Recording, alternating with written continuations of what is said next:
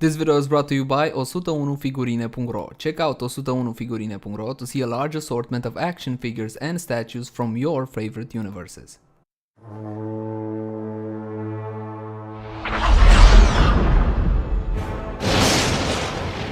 We came to this world as exiles and outcasts, but together we can be more. A weapon to break the chains of oppression. A bastion for the hunted and the lost.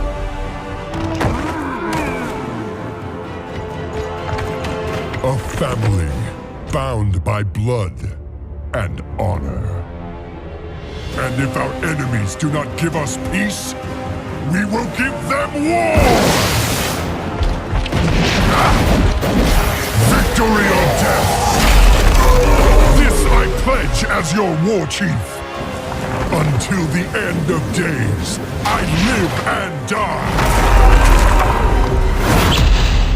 For the Horde! Hello and welcome back. As always, my name is Lazar, and today on the turntable we have the very last Neca Heroes of the Storm figure. Guys, this is the war chief of the Horde, Thrall.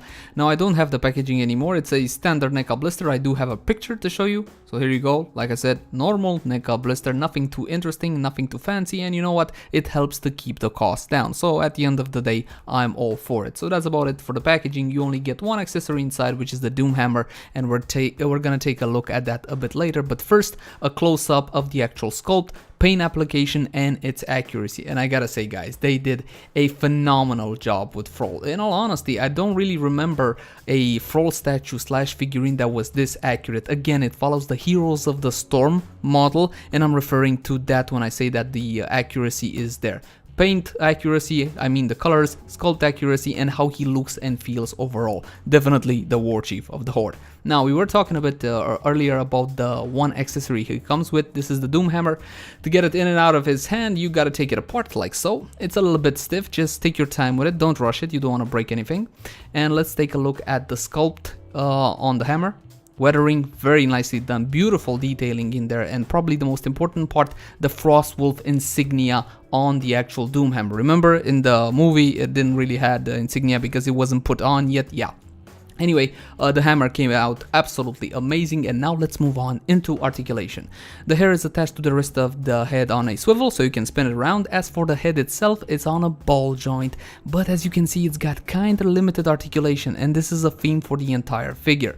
The hair is on bendy wire, so you can get out of the way and pretty much pose it however you like, which is definitely good. The shoulder armor is made out of this soft, pliable rubber, like plastic, and it's attached to the torso, like so.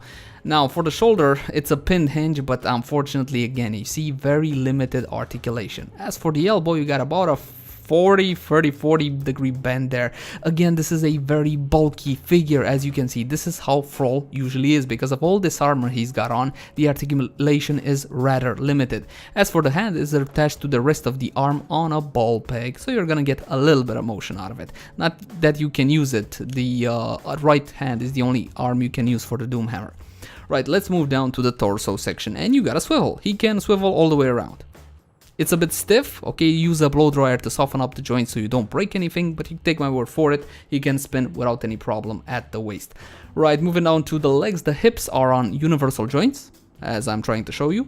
More soft rubber like plastic at the tabard over there, and that is the maximum amount of splits he's going to do, which for a bulky figure such as him is not so bad if you ask me. Right, you also get a swivel at the thigh, it's got a thigh cut. As you can see, he can swivel quite nicely, no problem.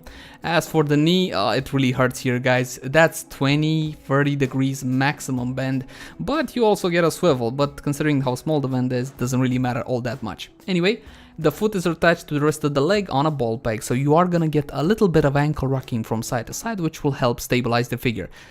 This also comes with a hole on the bottom of the foot if you want to use a stand, but honestly, he doesn't really need it. This guy is a rock. You can pose him not really in a lot of ways, but he is indeed very stable. Once again, I would like to reiterate the fact that I'm very sad that the Neca Heroes of the Storm line is coming to a close. Thrall is an outstanding figure for $25–30. He looks absolutely amazing. Yes, the articulation is rather limited, but with a figure of this bulk that was expected. As always, my name has been Lazar. If you enjoy our content, drop a like, a subscribe, and I'll see you again next time. Bye bye everybody, bye bye. Acest video v-a fost adus de către 101figurine.ro. Intră și tu acum pe 101figurine.ro pentru a vizualiza o multitudine de statuete și figurine din universurile tale preferate.